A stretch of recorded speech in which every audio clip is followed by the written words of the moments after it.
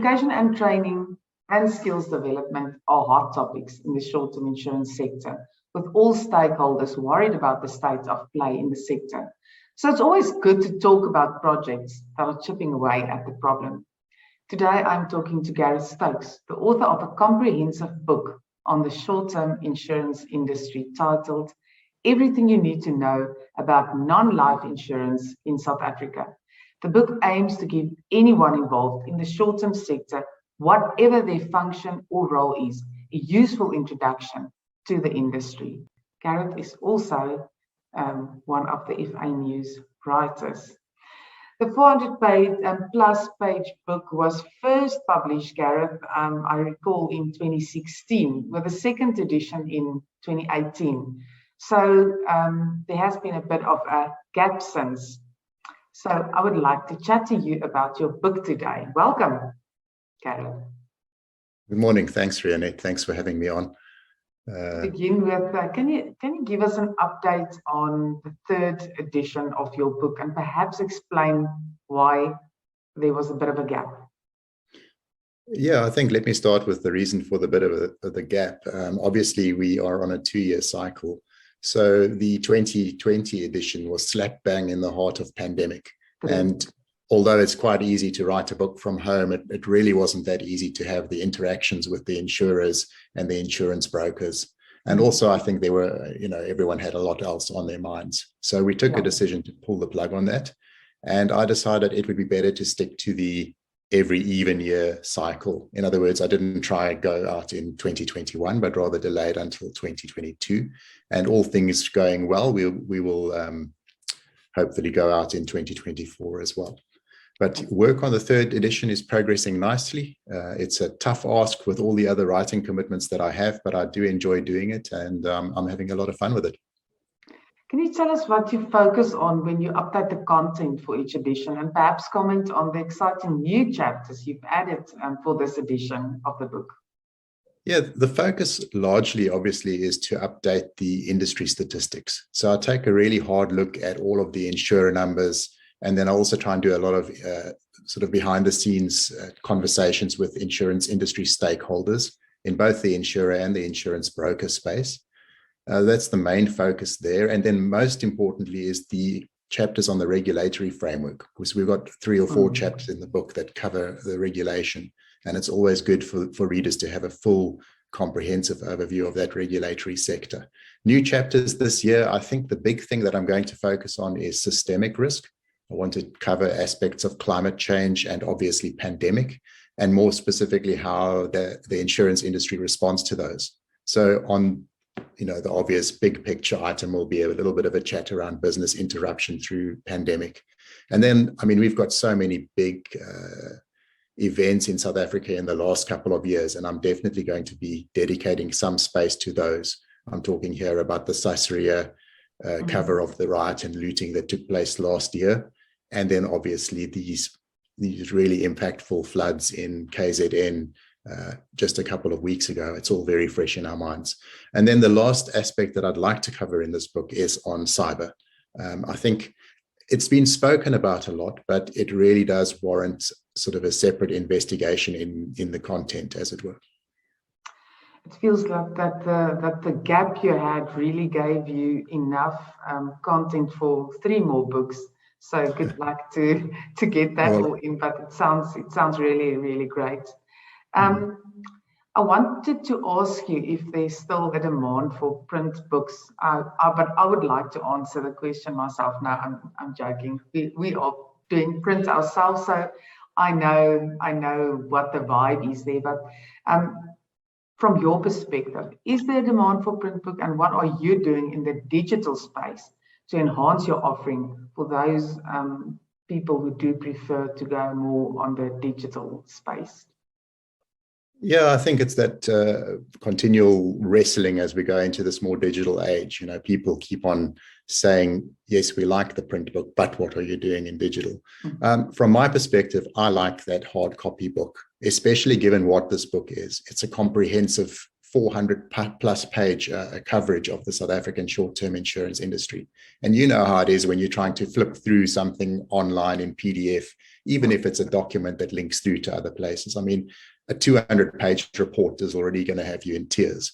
So in that sense, I think we like the hard copy book, and most of the people that I speak to appreciate the tangibility of it, if I can use that word. As for the digital side of things, we definitely are moving there. So what I'm doing is I'm trying to build out a bit of an online presence. I've got a LinkedIn community that I'm trying to build out, where I invite my community to talk to me about issues in short-term insurance, maybe ask me questions, maybe guide me on some of the aspects that should be covered in the book. That's one thing. And then what I'm going to do is take select chapters from the book, because not all of them need to be in digital format, I don't think.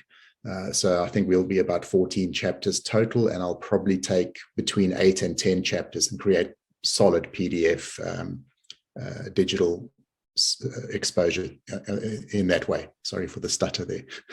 Yeah, that's a great idea. I think that will create quite a lot of engagement, and I'm sure some of the PDFs you're talking about is very specifically some of the latest stuff, regulatory, SASRIA, cyber. It's exciting.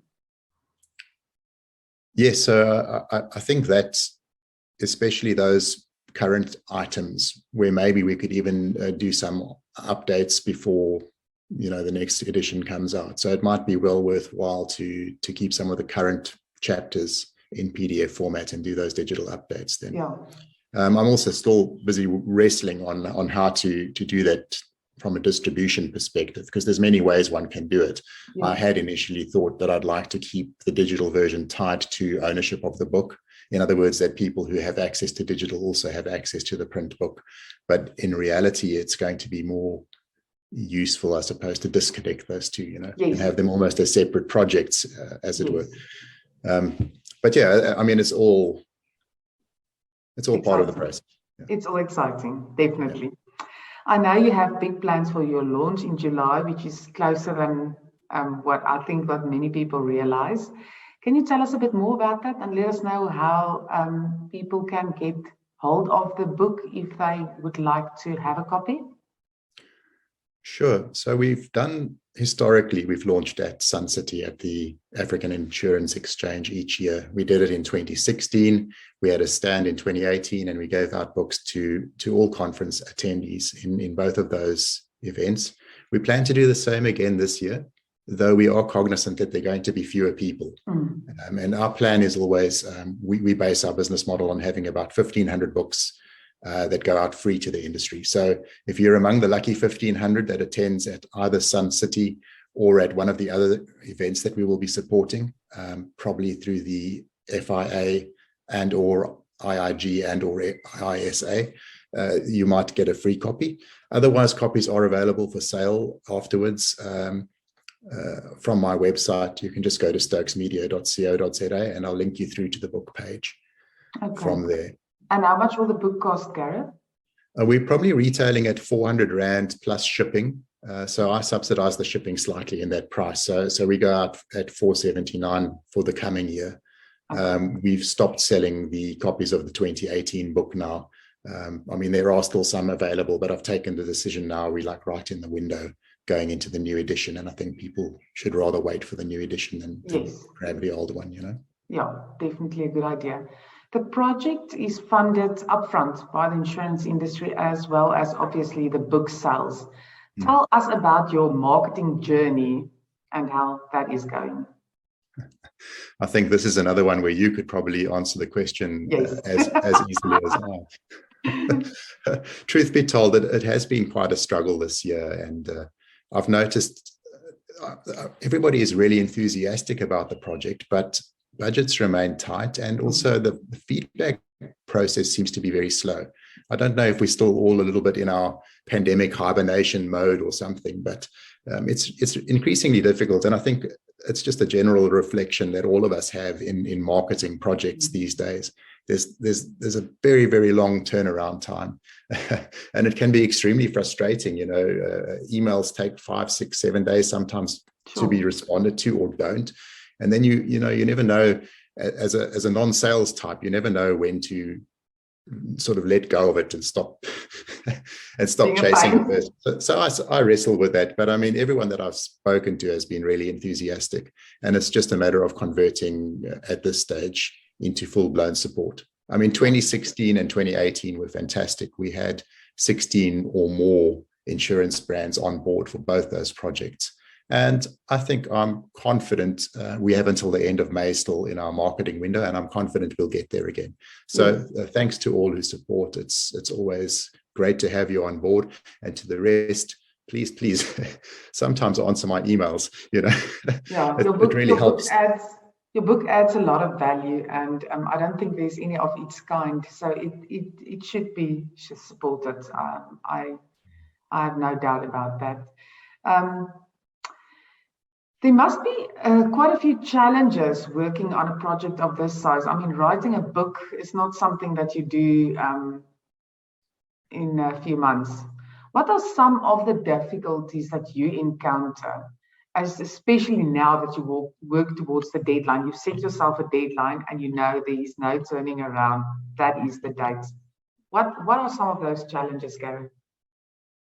I think, Rianet, what keeps me cold at night, cold and awake at night is just this response time on questions. So I have to go out to all the industry role players and get statistics and get answers to questions and get comments and maybe review or feedback on sections of the book.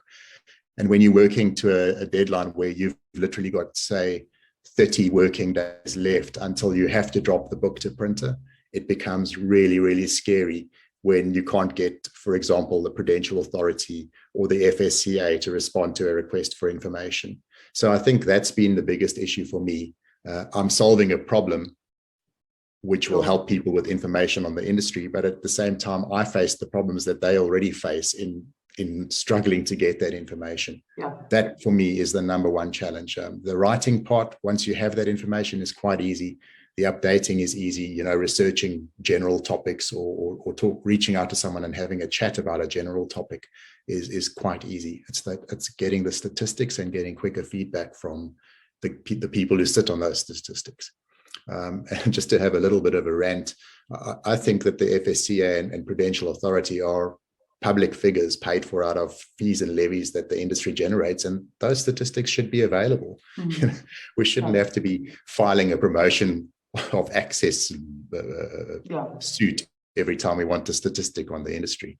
But anyway, I mean, that's my challenge. You asked about it, and that is really something that keeps me awake at night at the moment. Yeah, and not everyone appreciates a deadline, when you give them a lot of time and it comes closer, and we all are hectic. But not everyone appreciates deadlines like people who are on deadlines. So to wrap up, do you have any thoughts or comments on the next steps and the value of this project it brings to the short-term insurance industry?